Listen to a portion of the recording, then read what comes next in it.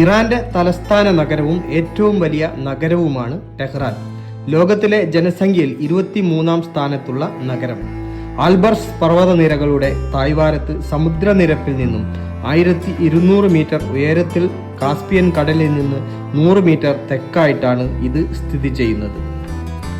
അൽബർസിൽ സ്ഥിതി ചെയ്യുന്ന സീമാബെൻസ് കൊടുമുടി ടെഹ്റാൻ നഗരത്തിൽ നിന്നും കാണാൻ കഴിയും. ഉയർന്ന ഉയരം കാരണം ശീതോഷ്ണ മേഖലാ കാലാവസ്ഥയാണ് ടെഹ്റാനിൽ. ശീതകാലത്ത് തണുപ്പും വേനലിൽ നേരിയ താപനിലയുമാണ്.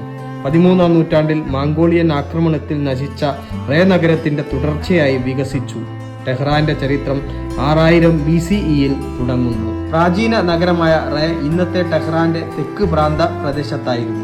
13-ാം നൂറ്റാണ്ടിൽ മംഗോളിയൻ ആക്രമണത്തിൽ റേ നശിച്ചപ്പോൾ അവിടുത്തെ ജനങ്ങൾ ടെഹ്റാനിലേക്ക് കുടിയേറി. 1794-ൽ ഖാജർ രാജവംശത്തിന്റെ ആദ്യ ഭരണാധികാരി ആഗാ മുഹമ്മദ് ഖാൻ ടെഹ്റാനെ തലസ്ഥാനമാക്കി. ഇംപീരിയൽ മോസ്ക് പോലുള്ള പ്രധാന കെട്ടിടങ്ങൾ നിർമ്മിച്ചതും ഈ കാലത്താണ്. 1925-ൽ റിസാ ഖാൻ പഹ്ലവി പഴയ കോട്ടകൾ ഇടിച്ചു മാറ്റി. റോഡുകൾ, ആധുനിക കെട്ടിടങ്ങൾ, പാർക്കുകൾ എന്നിവ നിർമ്മിച്ചു. 72 രാജ്യങ്ങളുടെ നഗരം എന്ന പേരിൽ അറിയപ്പെടുന്ന ടെഹ്റാനിൽ ഷിയ പള്ളികൾ, സുന്നി പള്ളികൾ, ക്രിസ്ത്യൻ ചർച്ചുകൾ, യഹൂദ സിനഗോഗുകൾ, ജോറോസ്ട്രിയൻ അഗ്നിക്ഷേത്രങ്ങൾ എന്നിവ സഹവർത്തിത്വത്തോടെ പ്രവർത്തിക്കുന്നു. 72 രാജ്യങ്ങളുടെ നഗരം എന്നത് ടെഹ്റാന്റെ ബഹുസാംസ്കാരിക ഐഡന്റിറ്റിയുടെ ഒരു രൂപകമാണ്. 1970-കളിൽ എണ്ണ വരുമാനം കാരണം വൻതോതിൽ വികസിച്ചു.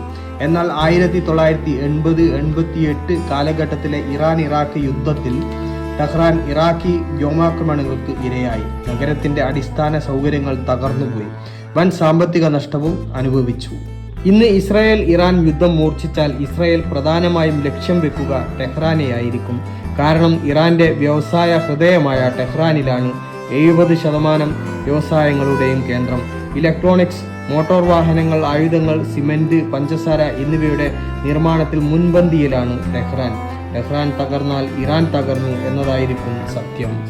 സയൻസും ടെക്നോളജിയും അത്യുന്നതങ്ങളിലെത്തി. എന്നാൽ മനുഷ്യന്റെ മനസ്സോ ഇപ്പോഴും പ്രാചീന കാലഘട്ടത്തിൽ തന്നെ.